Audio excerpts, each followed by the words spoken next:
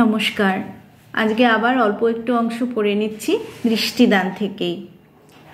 2 দিন বাদে আমার স্বামী আমার সম্মুখে পিসিমাকে জিজ্ঞাসা করিলেন, পিসিমা, আত্মীয়ের মতো করিয়া বউয়ে সাহায্য করিতে পারে এমন একটি ভদ্র ঘরের স্ত্রীলোক দেখিয়া দিতে পারো? উনি চোখে দেখিতে পান না, সর্বদা ওর একটি সঙ্গিনী কেহ থাকিলে আমি নিশ্চিন্ত থাকিতে পারি। যখন নূতন অন্ধ হইয়াছিলাম তখন এ কথা বলিলে খাটিত, কিন্তু এখন চোখের অভাব আমার কিংবা ঘরকন্যার বিশেষ কি অসুবিধা যা হয় জানি না, কিন্তু প্রতিবাদ মাত্র না করিয়া চুপ করিয়া রহিলাম। পিসিমা কহিলেন, অভাব কি? আমারই তো ভাসুরের এক মেয়ে আছে, যেমন সুন্দরী তেমনি লক্ষ্মী। মেয়েটি বয়স হইল, কেবল উপযুক্ত বরের প্রত্যাশায় অপেক্ষা করিয়া আছে। তোমার মতো কুলীন পাইলে এখনই বিবাহ দিয়া দেয়। স্বামী চকিত হইয়া কহিলেন, বিবাহের কথা কে বলিতেছে? পিসিমা কহিল, ওমা, বিবাহ না করিলে ভদ্রঘরের মেয়ে কি তোমার ঘরে অমনি আসিয়া পড়িয়া থাকিবে? কথাটা সঙ্গত বটে, এবং স্বামী তাহার কোনো সদুত্তর দিতে পারিলেন না। কি স্টাইল কথা বলার! আমার রুদ্ধ চক্ষুর অনন্ত অন্ধকারের মধ্যে আমি একলা দাঁড়াইয়া ঊর্ধ্বমুখে ডাকিতে লাগিলাম, ভগবান, আমার স্বামীকে রক্ষা করো। তাহার দিন কয়েক পরে একদিন সকালবেলায় আমার পূজান্নিক সারিয়া বাহিরে আসিতেই পিসিমা কহিলেন, বৌমা, যে ভাসুরজির কথা বলিয়াছিলাম সেই আমাদের হেমাঙ্গিনী আজ দেশ হইতে আসিয়াছে। হেমু, ইনি তোমার দিদি, ইহাকে প্রণাম করো। এমন সময় আমার স্বামী হঠাৎ আসিয়া যেন অপরিচিত স্ত্রীলোককে দেখিয়া ফিরিয়া যাইতে উদ্যত হইলেন। পিসিমা কহিলেন, কোথায় যাস অবিনাশ? স্বামী জিজ্ঞাসা করিলে, ইনি কে? পিসিমা কহিলেন, এই মেয়েটি আমার সেই ভাসুরজি হেমাঙ্গিনী। ইহাকে কখন আনা হইল, কে আনিল, কি বৃত্তান্ত লইয়া আমার স্বামী বারংবার অনেক অনাবশ্যক বিস্ময় প্রকাশ করিতে লাগিলেন। আমি মনে মনে কহিলাম, যাহা ঘটিতেছে তাহা তো সবই বুঝিতেছি, কিন্তু ইহার উপরে আবার ছলনা আরম্ভ হইল। লুকাচুরি, ঢাকাঢাকি, মিথ্যা কথা। অধর্ম করিতে যদি হয় তো করো, সে নিজের অশান্ত প্রবৃত্তির জন্য, কিন্তু আমার জন্য কেন হীনতা করো? আমাকে ভুলাইবার জন্য কেন মিথ্যাচারণ? হেমাঙ্গিনীর হাত ধরিয়া আমি তাহাকে আমার শয়নগৃহে লইয়া গেলাম।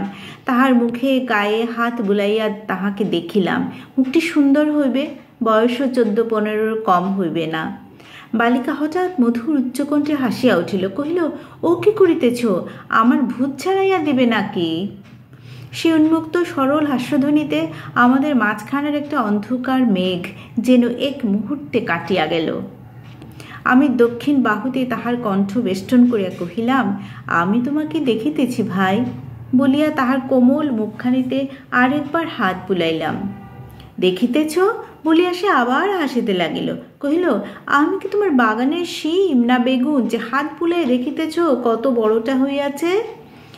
তখন আমার হঠাৎ মনে হইল, আমি যে অন্ধ তাহা হেমাঙ্গিনী জানে না। কহিলাম, বোন, আমি যে অন্ধ। শুনিয়া সে কিছুক্ষণ আশ্চর্য হইয়া গম্ভীর হইয়া রহিল।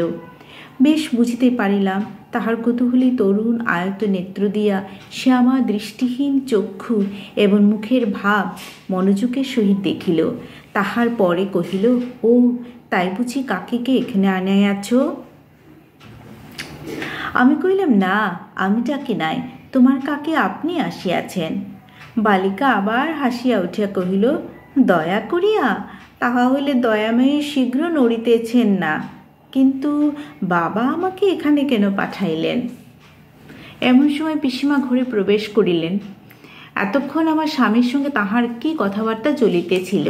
ঘরে আসিতেই হেমাঙ্গিনী কহিল, কাকি, আমরা বাড়ি ফিরিব কবে বলো? পিসিমা কহিল, ওমা, এইমাত্র আসিয়ায় অমনি যাই, এমন চঞ্চল মেয়েও দেখি নাই। হেমাঙ্গিনী কহিল, কাকি, তোমার তো এখান হইতে শীঘ্র নড়িবার গতিক দেখি না। তা তোমার এ হলো আত্মীয় ঘর, তুমি যতদিন খুশি থাকো, কিন্তু আমি চলিয়া যাইব, তা তোমাকে বলিয়া রাখিতেছি। এই বলিয়া আমার হাত ধরিয়া কহিল, কি বলো ভাই, তোমরা তো আমার ঠিক আপন নও। আমি তাহার এই সকল প্রশ্নের কোনো উত্তর না দিয়া তাকে আমার বুকের কাছে লইলাম। দেখিলাম পিসিমা যতই প্রবলা হন, এই কন্যাটিকে তাহার সামলাইবার সাধ্য নাই। পিসিমা প্রকাশ্যে রাগ না দেখাইয়া হেমাঙ্গিনীকে একটু আদর করিবার চেষ্টা করিলেন। সে তাহা যেন গা হইতে ঝাড়িয়া ফেলিয়া দিল। পিসিমা সমস্ত ব্যাপারটাকে আদুরে মেয়ের একটা পরিহাসের মতো উড়াইয়া দিয়া হাসিয়া চলিয়া যাইতে উদ্যত হইলেন। আবার কি ভাবিয়া ফিরিয়া আসিয়া হেমাঙ্গিনীকে কহিলেন, হিমু চল, তো স্নানের বেলা হইল। সে আমার কাছে আসিয়া কহিল, আমরা দুইজনে ঘাটে যাইব, কি বলো ভাই? পিসিমা অনিচ্ছা সত্ত্বেও ক্ষান্ত দিলেন। তিনি জানিতেন টানাটানি করিতে গেলে হেমাঙ্গিনীরই জয় হইবে এবং তাহাদের মধ্যেকার বিরোধ অশোভন রূপে আমার সম্মুখে প্রকাশ পাইবে। খিড়কির ঘাটে যাইতে যাইতে হেমাঙ্গিনী আমাকে জিজ্ঞাসা করিল, তোমার ছেলেপুলে নাই কেন? আমি ঈষৎ হাসিয়া কহিলাম, কেন তাহা কি করিয়া জানিব, ঈশ্বর দেন নাই। হেমাঙ্গিনীকে কহিল, অবশ্য তোমার ভিতরে কিছু পাপ ছিল। আমি কহিলাম, তাহাও অন্তর্জানি জানেন। বালিকা প্রমাণস্বরূপ কহিল, দেখো না, কাকের ভিতরে এত কুটিলতা যে উহার গর্ভে সন্তান জন্মিতে পারে না। পাপ পুণ্য সুখ দুঃখ দণ্ড পুরস্কারের তত্ত্ব নিজেও বুঝি না, বালিকাকেও বুঝাইলাম না। কেবল একটা নিঃশ্বাস ফেলিয়া মনে মনে তাহাকে কহিলাম, তুমিই জানো। হেমাঙ্গিনী তৎক্ষণাৎ আমাকে জড়াইয়া ধরিয়া হাসিয়া উঠিল, ও মা, আমার কথা শুনিয়াও তোমার নিঃশ্বাস পড়ে? আমার কথা বুঝি কেহ গ্রাহ্য করে? দেখিলাম স্বামী ডাক্তারি ব্যবসায়ে ব্যাঘাত হইতে লাগিল। দূরে ডাক পড়িলে তো জানি না, কাছে কোথাও গেলেও চটপট সারিয়া চলিয়া আসেন। পূর্বে যখন কর্মের অবসরে ঘরে থাকিতেন, মধ্যাহ্নে আহার এবং নিদ্রার সময়ে কেবল বাড়ির ভিতরে আসিতেন। এখন পিসিমাও যখন তখন ডাকিয়া পাঠান, তিনিও অনাবশ্যক পিসিমার খবর লইতে আসেন। পিসিমা যখন ডাক ছাড়িয়া বলেন, হিমু আমার পানের বাটাটা নিয়ে আয় তো, আমি বুঝতে পারি পিসিমার ঘরে আমার স্বামী আসিয়াছেন। প্রথম 2-3 দিন হেমাঙ্গিনী পানের বাটা, তেলের বাটি, সিঁদুরের কৌটো প্রভৃতি যথাযথ লইয়া যাইত, কিন্তু তাহার পরে ডাক পড়িলে সে আর কিছুতেই নড়িত না, ঝির হাত দিয়া দ্রব্য পাঠাইয়া দিত। পিসি ডাকিতেন, হেমাঙ্গিনী, হিমু, হিমি। বালিকা যেন আমার প্রতি একটা করুণার আবেগে আমাকে জড়াইয়া থাকিত। একটা আশঙ্কা এবং বিষাদে তাহাকে আচ্ছন্ন করিত। ইহার পর হইতে আমার স্বামীর কথা সে আমার কাছে ভ্রমেও উল্লেখ করিত না। ইতিমধ্যে আমার দাদা আমাকে দেখিতে আসিলেন। আমি জানিতাম দাদার দৃষ্টি তীক্ষ্ণ। ব্যাপারটা কিরূপ চলিতেছে তাহার নিকট গোপন করা প্রায় অসাধ্য হইবে। আমার দাদা বড় কঠিন বিচারক। তিনি লেশমাত্র অন্যায়কে ক্ষমা করিতে জানেন না। আমার স্বামী যে তাহারই চক্ষের সামনে অপরাধী রূপে দাঁড়াইবেন, ইহাই আমি সবচেয়ে ভয় করিতাম। আমি অতিরিক্ত প্রফুল্লতা দ্বারা সমস্ত আচ্ছন্ন করিয়া রাখিলাম। আমি বেশি কথা বলিয়া, বেশি ব্যস্ত সময় হইয়া, সমস্ত হইয়া, অত্যন্ত ধুমধাম করিয়া চারিদিকে যেন একটা ধুলা উড়াইয়া রাখিবার চেষ্টা করিতাম। কিন্তু দাদা বেশি দিন থাকিতে পারিলেন না। দাদা চলিয়া গেলেন।